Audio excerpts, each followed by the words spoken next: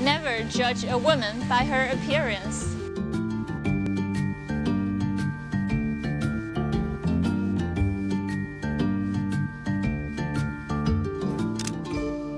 I'm a die-hard fan of American TV drama, K-pop, Japanese cartoon, and video games. You know, I watched every season of Donald Trump's reality show, The Apprentice, twice. And I think it is a really good insight into the American spirit of entrepreneurship. Also, CSI, NCIS, Criminal Minds, 24 Hours, Homeland Security, I watched them all and love them. And most importantly, I'm a Communist Party member.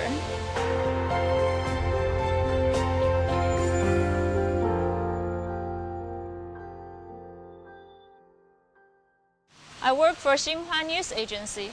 I was stationed in London as Xinhua's political correspondent for 2 years, covering stories on the royal family, number 10, foreign affairs and military news. Now, back in China, I write editorials for Xinhua and manage Xinhua social media accounts. I guess I have this thing called the hero complex. Even as an elementary school girl, when I saw a group of older boys bully a kid, I would speak up and warn them.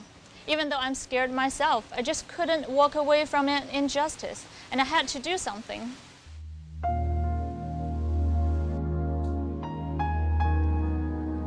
Growing up, I saw more injustice.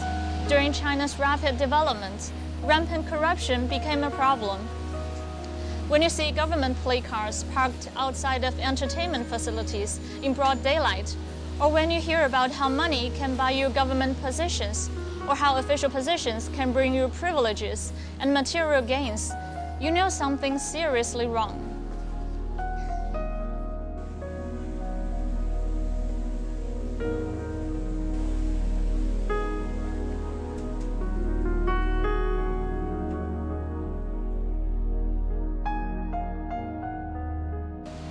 Things like corruption betrayed what I remembered of the values of the Communist Party. My grandfather is an old CCP member. He used to be the general manager of the Shanghai Toy Company. I remember him being a warm person, so warm. He's always encouraging others and caring about people, but strict with himself. You know, he was the general manager, but he refused company-assigned car and cell phone because he thought they were unnecessary luxuries. I remember him getting up at 5 in the morning and rode an old bicycle to send me to school, and then ride another hour to work. He was always the first one to arrive, to clean the office and boil hot water for co-workers. That's how the traditional value of the Communist Party, which is to serve the people and lead by example, rooted in my heart. Actions are needed, I thought. It's encouraging to see the sweeping anti-corruption campaign that soon followed. I wanted to be a part of the system, to help the party better deliver its promises to the people. And that's why I became a party member.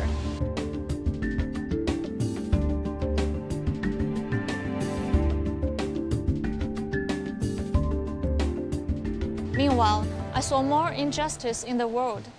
The world is burdened by terrorism and deadly conflicts. Countless lives have been destroyed in the Middle East and Africa. You know, the Western media, they would condemn terrorism when they threaten their way of life. But they would continue to honor militant extremists as so-called freedom fighters when they do not fit in their narrow ideology of how the world should work. In 2014, at a railway station in China's Yunnan, a group of organized attackers brutally stabbed 31 people to death and injured 141. Western mainstream media refused to acknowledge the incident as an act of terror. But in the eyes of Western media, a single attacker who stabbed a soldier to death in London while chatted casually with bystanders until the police came and arrested him was surely a terrorist. That is injustice. How the industry of journalism failed to go beyond the petty Western-centric view of the world, and how they would dictate to others their definition of freedom, and how they are not willing to see the good in a regime that delivered the biggest poverty reduction in human history, and seek experiences that might benefit the world we share. I don't want that kind of free media.